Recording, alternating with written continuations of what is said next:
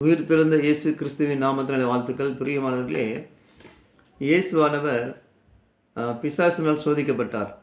எப்போது என்றால், நாம் லூக்கா 4ஆம் அதிகாரம் 1ஆம் வசனம் படிக்கும் பொழுது, அவர் ஆவியானவரால் வனாந்தரத்துக்கு கொண்டு போகப்பட்டு அவர் 40 நாள் பிசாசினால் சோதிக்கப்பட்டார். அந்த நாட்களில் அவர் ஒன்றும் புசியாதிருந்தார். அந்த நாட்கள் முடிந்த பின்பு அவருக்கு பசி உண்டாயிற்று. அப்போ அந்த அவருக்கு பசி உண்டாகும் போது ஆண்டவர் அவனை சோதனைக்காரன் சோதிக்கிறான். ஆண்டவரையே சோதிக்கிறான். இயேசு ஆண்டவரையே என்ன சொல்கிறான்? அவரை நோக்கி, நீ தேவனுடைய குமாரனே ஆனால் இந்த கல் அப்பமாகும்படி சொல்லும் என்றான்.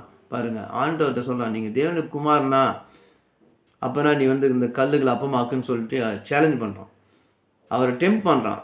ஆனால் அவர் ஆண்டவர், சர்வ வல்லவர், பிதாவின் ஒரே பேர் குமாரன், அவரால் எல்லாம் கூடும், அவரால் பொறுமையாக இருக்க மிகவும் கூடும். அவர் என்ன சொன்னார் என்றால், அவர் பிரதியுத்தரம், மனுஷன் அப்பத்தினாலும் மட்டுமல்ல, தேவனுடைய ஒவ்வொரு வார்த்தையினாலும் பிழைப்பான் என்று எழுதியிருக்கிறதே என்றார். பாருங்க, நான் தேவன், என் வாயிலிருந்து ஒவ்வொரு வார்த்தையும் வந்தால் அது போதும், அதில் மனுஷன் பிழைச்சிருவான்றார். ஆம் தேவ பிள்ளைகளே, கர்த்தர் நம்மை அறிந்திருக்கிறார், நம்மை தெரிந்திருக்கிறார். நம் தேவைகளை அவர் மிகவும் ஆராய்ந்து அறிந்திருக்கிற தேவனாக இருக்கிறார்.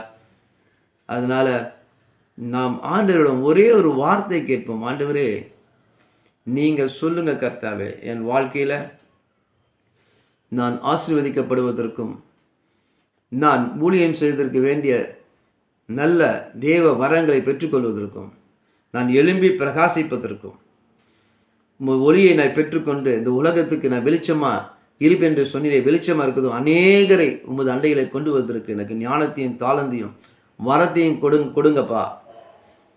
ஆண்டவரே, உமது வார்த்தையில் நாங்கள் பிழைப்போம். ஆண்டவரே, யாராருக்கெல்லாம் இதை பார்த்து கொண்டு இருக்க சகோதரிகள் யாராக இருந்தாலும், இதை பார்த்து கொண்டு இருக்க வேறு மதத்தார் இருந்தாலும், சகோதரிகளே, தேவன் உண்மையில் அன்பாக இருக்கிறார். உங்களுக்கு எப்படிப்பட்ட வியாதியாக இருந்தாலும், உங்களிடம் எப்படிப்பட்ட ஒரு குறைகள் இருந்தாலும், கர்த்தர் இன்று அதை நிறைவாக்குவார். உங்கள் பலவீனங்களை இயேசு கிறிஸ்து நாமத்தை என்று அவர் நாமத்தினாலே அதை கர்த்தர் துரத்துவார். உங்கள் வியாதிகளை பலவீனங்களை சுகமாக்குவார். உங்கள் இன்ஃபர்மிட்டிஸ் அவர் சுகமாக்குவார்.